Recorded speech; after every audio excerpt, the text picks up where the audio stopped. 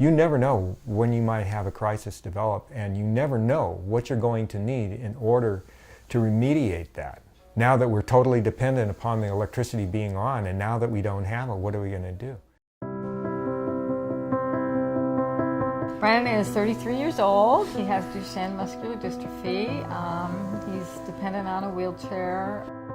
He loves sports. He loves watching the Broncos, loves Rockies. He really likes comic books and superheroes and superhero movies. He's a very brainy guy. He's very discreet in how he perceives things. I think he's got a lot of integrity as a human being. It's been outstanding working with them. They are a truly dedicated family to Brennan. Brennan is their priority, the number one thing, and Brennan doesn't act like he's the priority. Brennan is a go-with-the-flow type individual. They said he would never be able to read when he was in grade school. This guy's a better reader than I am. He's not able to experience everything just because of his disabilities, and so we want to make light of that and allow him to be able to experience life as much as possible. Duchenne muscular dystrophy is a slowly, generally speaking, a slowly progressing degenerative disease where he loses the ability primarily at first for his motor muscles. He was able to walk. He could never really run, but he walked probably till he was, what, 12 or 13 years old? Right. In May, we opted to have the trach done. He was on a non-invasive ventilator that went in through his nose, and it was... Nasal cannula. Yeah, it was just really hard to deal with. He's here, he's our son, we take care of him as long as we can, but we have to have certain things in place in order to do that. And if the system breaks down, then it becomes next to impossible for us to do that, and can be life-threatening because he is essentially on life support.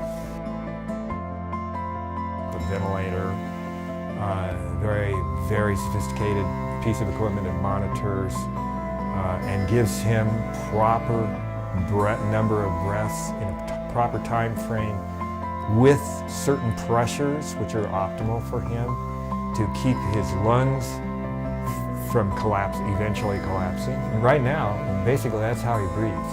He breathes with a ventilator. He has a G-tube, which would do bolus feedings, and then he actually has an overnight feeding system. Continual feeding that we have a pump. It's another piece of equipment. Someone like Brennan would typically be in an institution because of the fact of needing the ventilator support and not being able to have the endurance in his lungs in order to last long enough if there was a power outage. When we were first exploring what were our options to keep him home, I knew we had to have more than just battery backup was insufficient. Plus batteries always need to be charged. After doing the trach, he doesn't have a longevity to be able to withstand a long amount of time by the time Dad has to go out and hook up a generator, start up the generator, pull it out, all of the above to make sure that the power comes on in the house, to be able to make sure that he'd withstand not having to be calling 911 because he wouldn't be able to breathe anymore.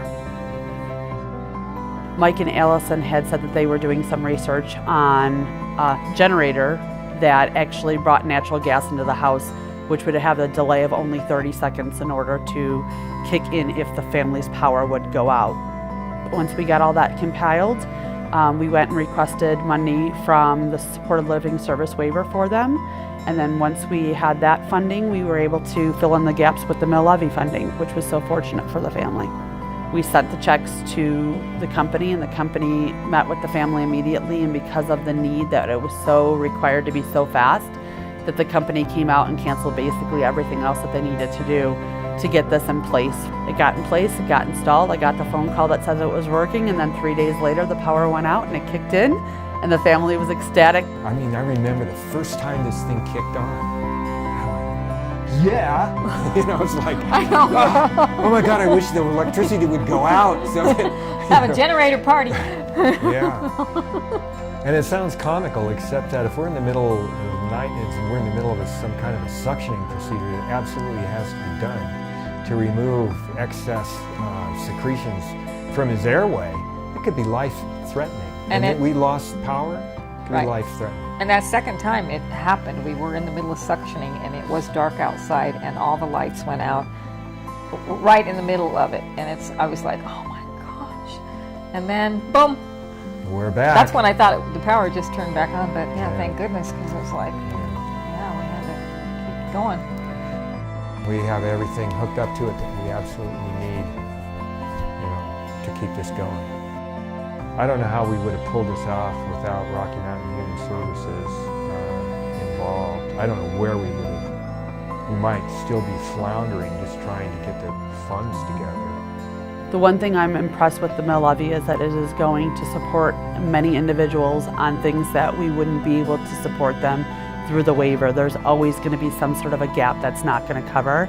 And with having the mill levy, it's so fortunate for our families in Denver County that they can get items and needs and necessary things to meet the individuals that we serve here at Rocky Mountain. This generator is allowing him to be able to stay home and be a member in society and not just being a number in a bed.